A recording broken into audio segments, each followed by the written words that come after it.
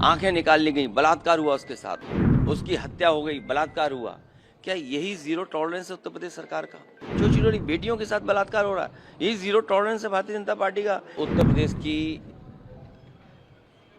जानकारी जो हमें सुबह मिली है,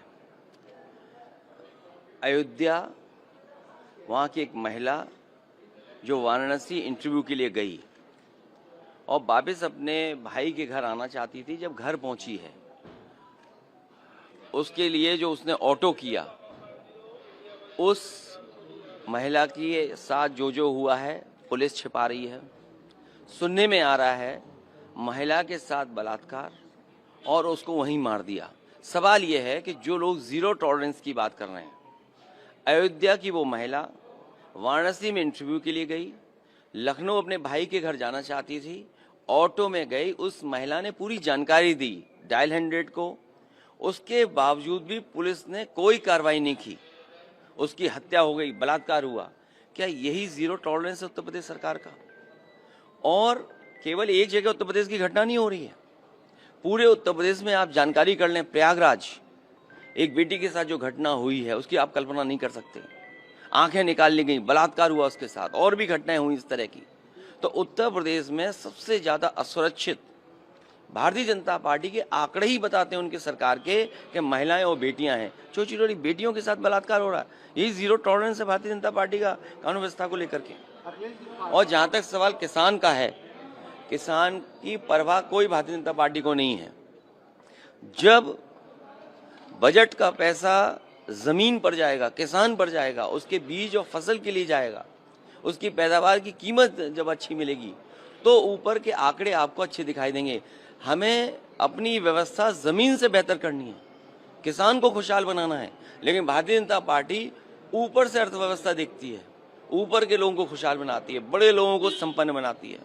पूरे के पूरा कारोबार, पूरा का पूरा, और जो लाभ देना है बजट का, वो उन्हीं के लिए है। तो जब तक अर्थव्यवस्था हमारी नीचे से ऊपर नहीं बढ़ेगी, तब तक खुशहाली नहीं आएगी। ये लोग वो हैं भारतीय जनता पार्टी के लोग जो ऊपर से नीचे ला रहे हैं, और किसानों के साथ एक जगह नहीं, न जाने कितनी बार अन्याय हो चुका है। कहीं भी देखिए, मैं पूरी जानकारी करूंगा, लेकिन किसान के साथ कहीं भी कोई सरकार अन्याय नहीं करे। उनकी मांगों पर चर्चा हो, उनकी मांग कैसे पूरी हो, उनको समझाया जाए। सर, आरएसएस ने नागपुर हिंसे की निंदा की है और कहा है कि औरंगजेब अप्रासंगिक है आज के समय। जो लोग आग लगाते हैं वही पानी डालना चाहते हैं। बीजेपी ये कह रही है कि काशी मथुरा में मंदिर बनाएंगे, वहाँ कोर्ट के फैसले का इंतजार नहीं किया। आप लोग भी क्यों बीजेपी के उसमें, अगर आपको इस चैनल से हटा दिया जाए तो आपको नौकरी कोई चैनल नहीं देगा।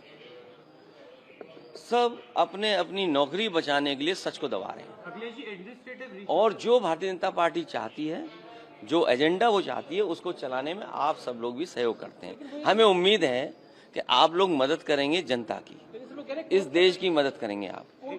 और औरंगजेब, ये बताइए आप, मैं आपसे सवाल पूछता हूँ, आप औरंगजेब पे सवाल, एक मिनट, अच्छा कितने कैमरे में, किस कैमरे पे बोलूँ? मैं अपने साथी से कहना चाहता हूँ कि जो सवाल ये कर रहे हैं उनसे पूछिए कि छत्रपति शिवाजी महाराज, सम्राट, हमारे इतने बड़े राजा, जिनका साहस और जिनके फैसलों से लेकर के लोहा मांग गए, उनका अंगूठे से तिलक किसने करवाया था?